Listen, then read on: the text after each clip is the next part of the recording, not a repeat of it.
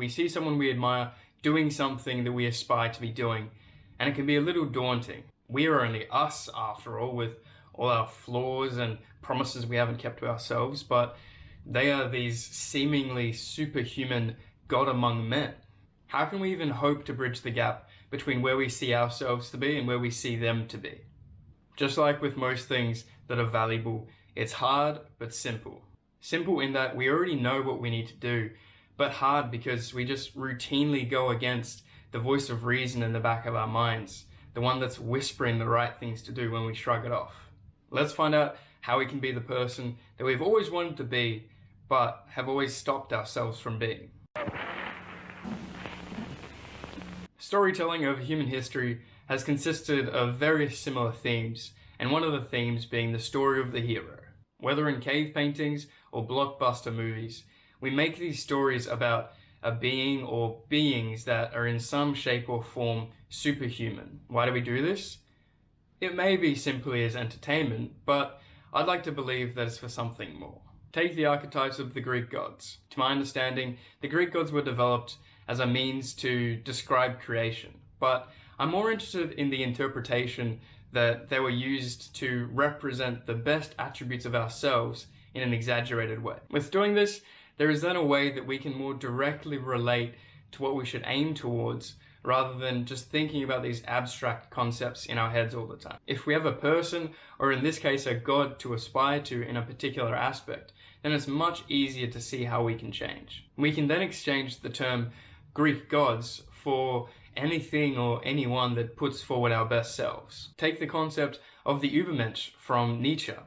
There are many different ways of interpreting what he meant by overhuman, but the way that I've come to understand it is that it's the male or female that doesn't necessarily have the biggest or strongest muscles, but it's the person that has the most impenetrable internal fortitude, which therefore allows them to do things that others either can't or aren't willing to do, and would generally result in the other areas of their lives falling into place as optimal as well. Nietzsche describes something similar in his book The Will to Power as the higher man is distinguished from his lower by his fearlessness and his readiness to challenge misfortune. Wherever we look, we keep seeing this dichotomy between this lower self and this higher self. It's easy to say these stories are just stories and leave it at that, but the thing I get excited about is when we see these stories as having direct relation back to our lives. It may sound silly to say, but I think it's beneficial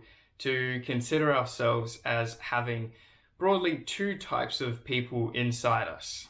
One who's always seeking comfort, safety, and certainty, whereas the other is always seeking discomfort, opportunity, and growth. A core example of this would be in the virtues and vices of Stoicism. Virtues being the practices of someone who is living up to their potential, and vices being the things that are holding them back from reaching that place.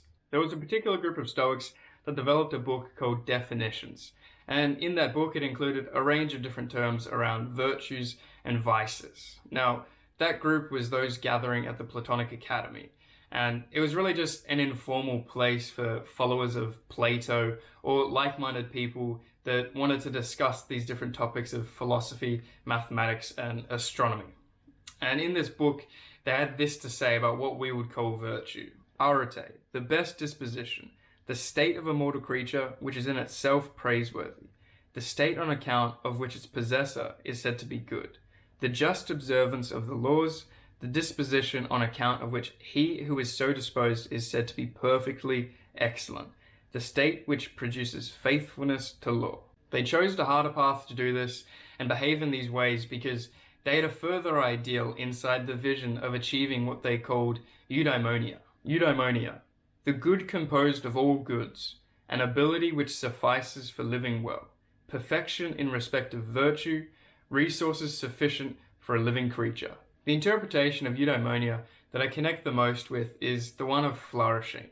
Rather than seeing our happiness as an on or off switch that is simply triggered by external events, to instead align ourselves in the direction of doing what is difficult but meaningful will always result in better growth and a more stable supply of contentment and peace in our lives. If we know that we truly aren't satisfied with how our body looks or feels, then we need to be honest with ourselves about what we need to do about it.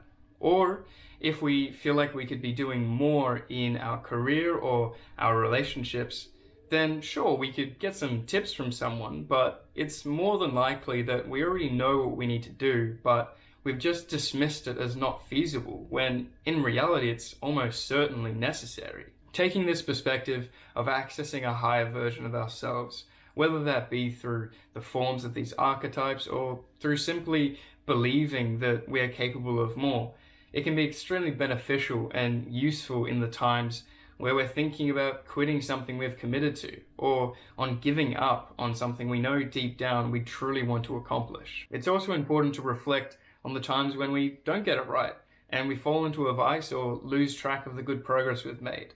The hero inside of us will be the one to lift us up and get us back on our feet. From my experience, using this kind of mindset has helped me to get started on a path that I never even knew I was capable of. And through recognizing that we are usually a lot more capable than what we give ourselves credit, when we go just a little bit further outside of our comfort zone and do what we see as difficult, then we're going to find ourselves inevitably in a much better place. The Navy SEALs supposedly have a principle called the 40% rule to help them get through their tough tasks. And this is written about by Jesse Itzler in his book describing his experience hiring a Navy SEAL to come and live with him and his family. It goes like this. He would say that when your mind is telling you you're done, you're really only 40% done. And he had a motto: if it doesn't suck, we don't do it. And that was his way of forcing us to get uncomfortable, to figure out what our baseline was and what our comfort level was, and just turning it upside down. There is absolutely no reason why we can't be the types of people that we aspire to. We may not have the same access to resources, but each and every day, we all have the choice of how we're going to present ourselves to the world, the actions that we're going to take in accordance with that self-identity, and then the meaning that we choose to attribute to the actions we've taken. I know that when I am diligent towards pursuing arete on the path to eudaimonia, with making the decisions that aren't immediately pleasurable, practically every time I feel much better in the end than if I was to allow myself to succumb to the desire in that moment.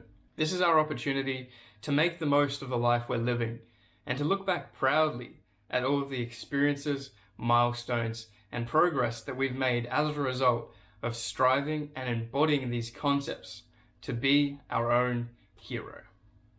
Thanks for watching, and I'll see you next week.